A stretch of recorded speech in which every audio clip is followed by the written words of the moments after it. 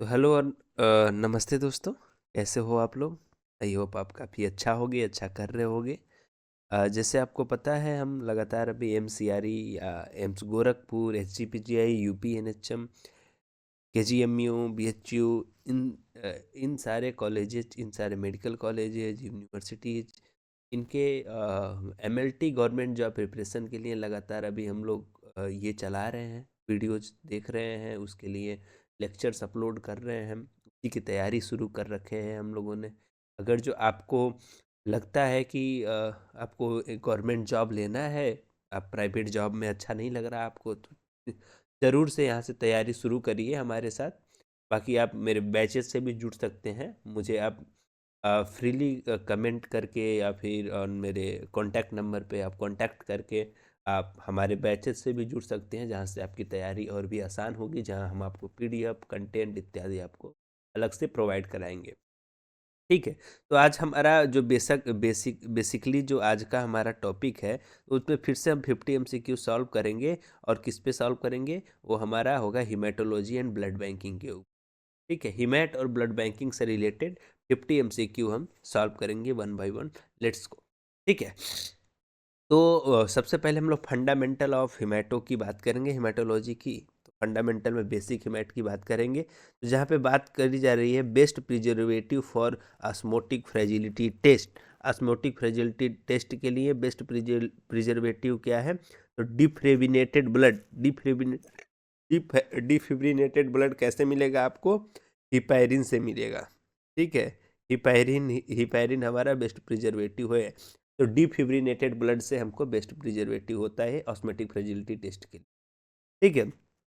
The rule of three states, जो rule of three है वो क्या दिखाने का काम करता है? ए है RBC into three equal to H B, B H B into three is P C B, H C T by three is equal to R B C, and M C G H C into three is equal to H B.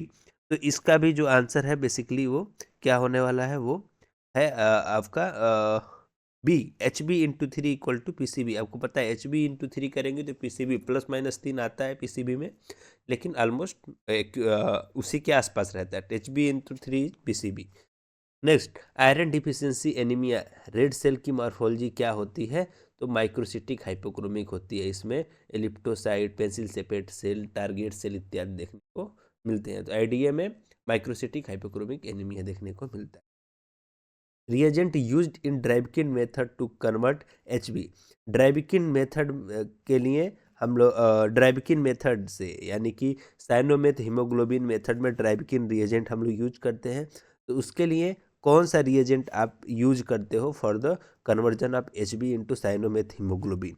तो आपको hint वहीं से मिल गया कि भैया जो हमारा potassium फेरिसाइनाइड है वही साइनोमेथ हीमोग्लोबिन में कन्वर्जन करता है, और यही इसका राइट आंसर है। ठीक है। नेक्स्ट आंसर हमारा पाँच है, नेक्स्ट क्वेश्चन पाँच है। A shift to the left indicate the increase in. Shift to the left, neutrophil, lymphocyte, band या प्रिकर्सर या फिर इस्नोफिल, इनमें से क्या सही आंसर होगा? तो shift to the left is equal to is means band या फिर प्रिकर्सर की बात हो रही है। ठीक है, डब्ल्यूबीसी की या तो बैंड फार्म की बात हो रही है या प्रिकर्सल सेल्स की बात हो रही है। नेक्स्ट क्वेश्चन है हमारा, stain specifically for reticulocyte. Reticulocyte के लिए कौन सा स्टेन स्पेसिफिक है? तो इसका आंसर बेटा new methylene blue. New methylene blue is also known as supravital stain, है ना, अलाइव स्टेन भी इसको बोलते हैं। ठीक है। Next, Heinz bodies are associated with deficiency of. Heinz body किस डिफिशियंसी से एसोसिएटेड है? तो G6PD से। Not for pyruvate kinase, hexokinase and ALDH. G6PD is the right answer where Heinz bodies are detected. Next question है calculation for MCH। Calculation for MCH is, तो M C H का calculation क्या होगा? H B divided by R B C into 10। ये हमारा right answer है। H B into R B C divided by 10 is the calculation of M C H, mean corpuscular haemoglobin. ठीक है। Next, marker for C M L. C M L का क्या marker है? Philadelphia chromosome. Philadelphia chromosome इसका right answer होता है आप C M L का। नेक्स्ट क्वेश्चन है normal RBC life span. Normal RBC का लाइफ स्पैन कितना होता है? 120 डेज होता है, 120 दिन होता है। Schilling test diagnose, Schilling test क्या डायग्नोस करता है? B12 और फोलेट को डिटेक्ट करने का काम करता है, उसकी डिफिशियंसी को बताता है। आरडीडब्ल्यू क्या मेजर करता है?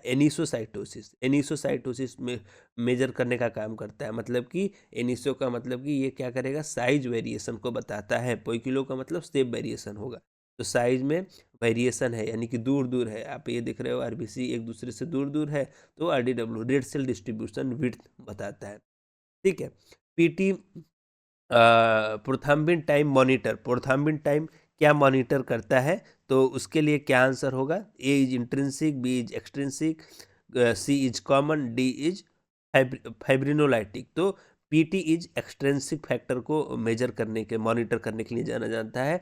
इंट्रिंसिक फैक्टर को मेजर करने के लिए बेसिकली एपीटीटी, और एपीटीटी को ही हम लोग करते हैं। समझ में आ गया? तो एक्सट्रिंसिक के लिए PT prothrombin time. Anticoagulant for coagulation, PT या एपीटीटी। एपीटीटी या पीटी के लिए हमारा जो एंटीकोगुलेंट होता है वो कितना होता है? ठीक है, तो आंसर है हमारा A, 3.2% is the right answer. Not 3.2% citrate is the right answer, 3.8 is wrong. EDTA and heparin is also wrong. Primary function of platelet, platelet का प्राइमरी फंक्शन क्या है? तो answer is oxygen, not, it is wrong. B phagocytosis, not wrong. Antibodies is also wrong. Haemostasis is the right answer. Next, precursor of platelet, platelet का precursor क्या होता है? तो myeloblast नहीं, माइलॉइड सीरीज के लिए होता है। मोनोब्लास्ट मोनोसाइटिक सेल के लिए हो गया। लिम्फोब्लास्ट लिम्फो सेल के लिए हो गया। Megakaryocyte is the right answer. Megakaryocyte are the precursor of platelet. Supravital stain used for, supravital stain is used for living cell. अभी बात भी करी हमने आपसे, अलाइव सेल या लिविंग सेल के लिए करते हैं। ठीक है, जैसे रेटिकुलोसाइट के लिए करते हैं बेसिकली। ठीक है। Next, increase in parasitic infection. Parasitic infection में क्या इंक्रीज हो जाता है? तो neutrophil is wrong, monocyte is wrong, C eosinophil is the right answer which is increase in parasitic infection. Next answer है, नेक्स्ट क्वेश्चन है आपका, क्वेश्चन नंबर इज 20 इज हमने डिस्कस कर लिया ऑलरेडी। अब ESR significantly increase in, increase कब हो जाएगा ईएसआर? जैसे कि पॉलीसाइथेमिया में नहीं, ईएसआर तो उसमें इंक्रीज नहीं, डिक्रीज होगा। सिकल सेल में भी नहीं होगा, स्पेरोसाइटोसिस में भी नहीं होगा। Multiple myeloma is the right answer. Basically ESR क्यों करते हैं? ये क्रोनिक टाइप का इन्फ्लेमेशन बताता है। ट्यूबरकुलोसिस हो गया, या रिमेटाइड अर्थराइटिस हो गया, या मल्टीपल माइलोमा हो गया, इनमें यह काफ़ी इंक्रीज हो जाता है। नेक्स्ट, हीमोस्टैसिस या स्पेशल टेस्टिंग से हमारा क्वेश्चन है। ठीक है, जिधर हम फिर से कुछ एमसीक्यू वन लाइनर का मिक्सअप है, ये उसका डिस्कस करेंगे। Haemophilia is a deficiency of, haemophilia किसकी डिफिशियंसी है? Factor 8, that is anti haemophilic factor. Target cell या फिर उसको कोडोसाइट्स भी बोलते हैं, किसमें दिखते हैं? थैलेसेमिया में भी दिखता है, आयरन डिफिशियंसी एनीमिया में भी दिखता है। लेकिन स्पेसिफिकली बात करेंगे तो thalassaemia is the right answer. Specific stain for iron, iron का स्पेसिफिक स्टेन क्या है? Prussian blue stain, that is Perls stain. ठीक है। Storage temperature for PRBC 1 degree Celsius to 6 degree Celsius is ideally storage temperature for packed red blood cell. FFP storage temperature is 18 degree Celsius और colder, मतलब minimum 80 degree Celsius इसका आपका storage temperature होता है। Next is part 2। अभी हमने haematology की बात कर ली, 25 क्वेश्चन। अभी 25 क्वेश्चन हम बात करेंगे ब्लड बैंकिंग से। ठीक है, तो उसको भी शुरू करते हैं। Such as platelet concentrate shelf life, platelet का जो कंपोनेंट है कंसंट्रेट है, जिससे F F P platelet poor plasma, triple P के नाम से भी जानते हैं। तो उसका जो ब्लड बैंक में आप डिराइव करते हैं उसको कंपोनेंट बोलते हैं। तो ब्लड कंपोनेंट का, प्लेटलेट की ब्लड कंपोनेंट का कितना सेल्फ लाइफ होता है? तो answer is 5 days. 5 days is the right answer. 24 hour, 35 and 42 days is wrong. 42 day is right for the PRBC which is stored in CPDA and SAGM. 35 day is stored in whenever it is stored in CPDA, and 24 hour is basically for apheresis. ठीक है। Next is universal donor for red cell is O negative, no doubt. ठीक है। Forward grouping uses, forward grouping में क्या क्या होता है? Forward grouping का मतलब जनरली आप समझोगे ग्रुपिंग कितने तरह के होते हैं? दो तरह के होते हैं। कौन सा? बैक टाइपिंग और फ्रंट टाइपिंग। ठीक है।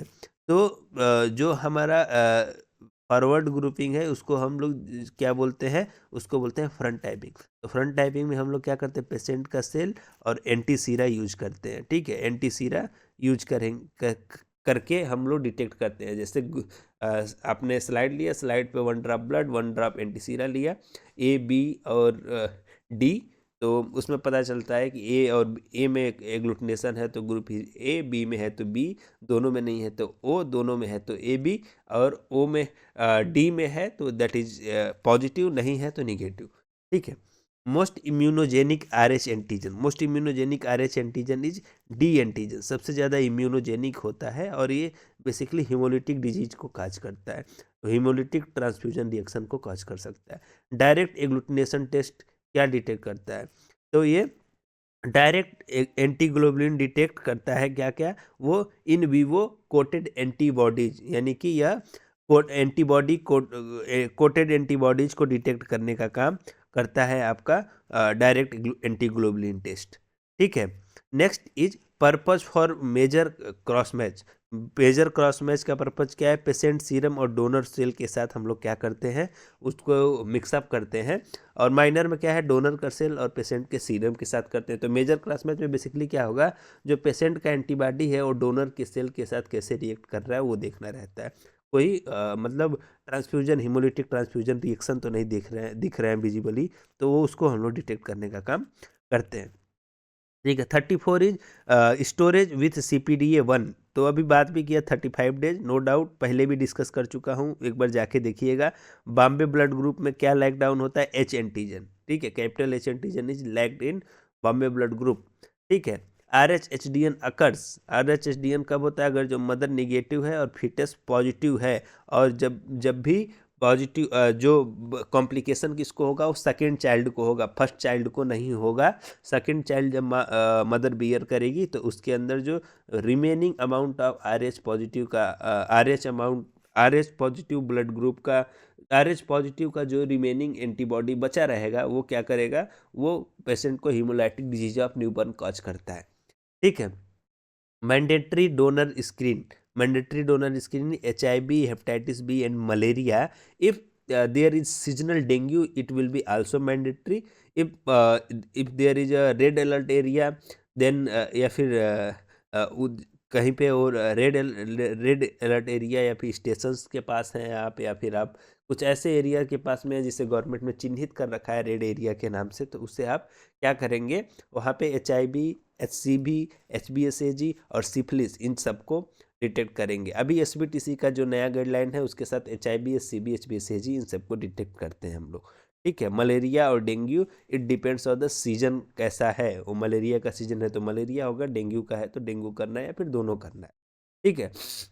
DU टेस्ट क्या डिटेक्ट करता है? Weak D antigen, weak D antigen is detected by the DU test. मतलब कि अगर जो आपका कोल्ड एंटीबॉडी की वजह से RH पॉजिटिव निगेटिव का कंफर्मेशन नहीं हो रहा है तो उसके लिए DU टेस्ट करते हैं। Cryo precipitate is rich in, cryo precipitate क्या है? प्लाज्मा का एक तरह से बटर हम उसको बोलते हैं। क्या होता है? बटरी फॉर्म में होता है। अल्ट्रा सेंट्रीफ्यूगेशन जब आप करते हैं हाई स्पीड पे, तो जो कुछ कुछ प्रिसिपिटेट हैं प्लाज्मा के, वो चिपक जाते हैं जो हमारा ये होता है ब्लड बैग होता है, तो उसे आप क्रायो प्रिसिपिटेट बोलते हैं। वो बेसिकली फैक्टर 8 और फाइब्रिनोजन रिच्ड होता है। ठीक है। इसको बेसिकली थैलेसीमिक पेशेंट में ट्रांसफ्यूज करा जाता है। ठीक है। Minor cross match involve, minor cross match में क्या इन्वॉल्व होता है? जैसे बताया पहले में क्या था? पेशेंट का सीरम, डोनर का सेल, मेजर में। तो माइनर में डोनर का सीरम और पेशेंट का सेल रहेगा। और इधर क्या हम लोग देखते हैं? डोनर के सीरम के साथ पेशेंट का सेल कैसा रिएक्ट कर रहा है, मतलब डोनर के एंटीबॉडी के अगेंस्ट पेशेंट का एंटीजन। मतलब अब किसी का ब्लड लेते हो तो इधर उसका सेलुलर कंपोनेंट भेजते हो, इधर या तो एंटीजन देते हो या उसको उसका एंटीबॉडी देते हो। तो दोनों मेजर और माइनर करके हम एंटीबॉडी और हम एंटीजन इन दोनों को पहचान लेते हैं। ठीक है। कि इन दोनों के साथ कैसा रिएक्शन होगा। ठीक है। RH एंटीबॉडी का क्या क्लास होता है? RH antibody is in IgG class के रूप में उसे जानते हैं हम लोग, ठीक है, IgG क्लास के रूप में जाना जाता है। Whole blood for unit volume, whole blood का यूनिट कितना होता है? या तो 350 ml का होता है या 450 ml का होता है। आइडियली अभी तो 350 ml चारों जगह सब जगह यूज होता है, पहले बहुत बहुत पहले 450 ml लगभग आज के 5 साल 7 साल पहले ज़्यादातर यूज होता था।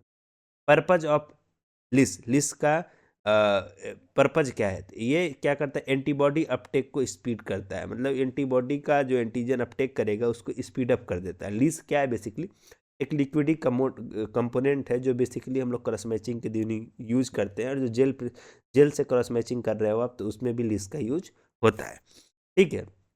Delayed transfusion reaction, delayed transfusion reaction कब होता है? किड सिस्टम में, किड सिस्टम में डिलेड ट्रांसफ्यूजन रिएक्शन देखने को मिलता है। मेल का डोनेशन इंटरवल क्या होगा? ठीक है, donation interval of male is 90 days, 90 days के बाद से यानी 3 महीने के बाद से मेल दोबारा से ब्लड को दे सकते हैं। तो आई होप ये सेशन आपके लिए काफ़ी अच्छा हो। Good luck, prepare well for the MCRE MLT exam and also for the AIIMS Gorakhpur, UP NHM, या फिर आपका स्टेट के जिस स्टेट से देख रहे हो उसकी NHM की बात कर रहे हैं तो वो भी, उसके लिए भी आपको ऑल द बेस्ट। तैयारी करते रहिए, लगे रहिए, आज नहीं तो कल सफलता आपको मिलेगी, ठीक है। आपको ज़रूरी है आपकी कंसिस्टेंसी का, और आप बिलीव रखिए 100% आपको, आप एफर्ट दीजिए, आपको ज़रूर मिलेगा सफलता। साथ ही साथ आप क्या कर सकते हो? पढ़ने का एक तरीका है, आप जितने भी ये क्वेश्चंस हम लोग डिस्कस कर रहे हैं उसका एक सेट बना सकते हो। डेली 50 क्वेश्चंस लिख रहे हो तो वो बहुत ही अच्छा है, या फिर 10-10 क्वेश्चन डेली लिखो, बहुत अच्छा है। इससे क्या होगा? तुम्हारा एक नंबर ऑफ क्वेश्चन तुम्हारे पास रेडी होगा और उसके आंसर भी रेडी होंगे। तो आई होप ये सेशन काफ़ी आपके लिए अच्छा हो। इसी के साथ हम इसको एंड करेंगे। थैंक यू, नमस्ते, बाय बाय, फिर मिलते हैं कल के सेशन।